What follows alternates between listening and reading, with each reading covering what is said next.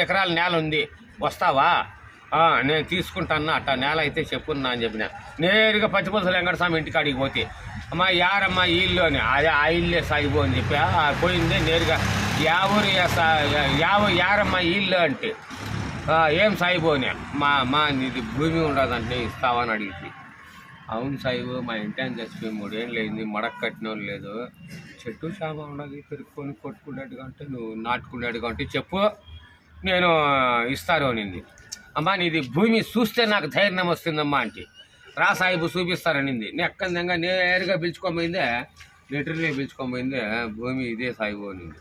అమ్మ వంకాయ ఎకరా పోతుందమ్మా, ఎకరా తీసేసి చెప్పమ్మా అంటే ఎంత చెప్పు అనే గుదికి 7,000 చెప్పింది. 7,000 చెప్తాడావమ్మా, 7 ఎకరాలు అంటాడావు, 6 ఎకరాల్లో వంకాయ ఎకరా పోతుంది, 6,000కి లెక్కేసుకోమ్మా, అడ్వాన్స్ తగిలిస్తాను అంటే అట్లే కానీ సాయిబు అని చెప్పేసింది. నేరుగా పోయిందే అడ్వాన్స్ 1000 రూపాయలు ఇస్తే 1000 రూపాయలు అడ్వాన్స్ ఇస్తానంటే పో సాయిబు నువ్వు తిరుగుతోట పెట్టుకోవని చెప్పింది. ఎస్పర్ సంఘటాదరికి ఏలూరు బీచరికి ఎత్తనం తెప్పించి బాగరాపేటలో బాయ దవ్విచ్చి దొనపాల్లో దుక్కు దున్ని కల్లూరుకి వచ్చి కాలువ తిప్పి సోమలకు వచ్చి సాలు తీపిచ్చి నంజంపేటలో నాటిచ్చి పొంగునూరులో పుల్తడి కడితే మొలకల చెరువులో మొలకొచ్చా సుండుపల్లి దగ్గర చుట్టిచ్చింది, కోటపల్లిలో కొట్టించింది, కానీ ఇంతలో కానీ తెచ్చి అనంతపురంలో అరితి 7 ఎకరాలకు 200 బెల్లం జానటి జీరకాయ ఢిల్లీకి ఎత్తి లోడు. ఢిల్లీలోకి పోతే మార్కెట్ డౌన్, అమెరికాలో రేటు. అమెరికాకు బాగూడదు అనుకుని నేరుగా బొంబాయికి పోతే బారడు గుద్దు ఉంది, పొడి చినుకులు పడుతూ ఉన్నాయి, బెల్లం తడిసే రకంలో ఉంది. బెల్లం తడిసిపోతుంది రా కొడక అని నేరుగా మండి కాడికి పోతే అమ్మ ఉంది, ఆసామి లేడు. అమ్మ చూస్తే కడబా గడ్డంగా కాలేసుకొని పనుకునింది, చినుకులు పడుతూ ఉన్నాయి, బెల్లం తడిసే రకంలో ఉంది. బెల్లం తడిసిపోతుందని చెప్పిందే. అమ్మ మీది కాలు పైకి తీసుకుని అది బెల్లం పెట్టుకోవాలా అంటే తలుపు మూసుకుంటే వడగండ్లా వాన పడిందే, గుడ్డలంతా బంకాయిపోయి అగుమానం అయిపోతుందా కొడక అనిందే. 7,500 రూపాయలు ఇచ్చి ప్లాస్టిక్ హెలికాప్టర్ కొనిందే. ఎక్కందంగా నేరుగా చోర బజార్ పోయి 7,500 రూపాయలు ఇచ్చి ప్లాస్టిక్ హెలికాప్టర్ కొనిందే.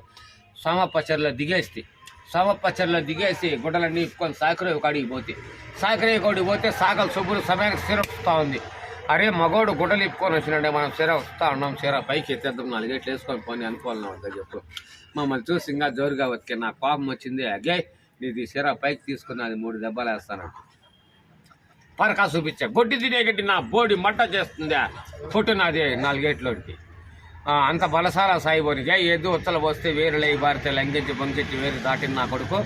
కడవ కింద 2 కప్పలు గర్రు బుర్రమంటే గజ్జలు కటారులు అయితే గదిలి నా కొడుకు. ఇంటిలో పిల్లిని చూసి వీధిలోకి వెళ్ళి జగజ్జెట్ని బట్టి తని నా కొడుకు నాతో పెట్టుకోవద్దు అంటే కొడుకు చీర పైకి ఎత్తేచ్చా 4 గేట్లు వేసుకున్నాయి. ఇప్పుడు కలికిరికి వచ్చి కట్టి వ్యాపారం చేసుకున్నాను.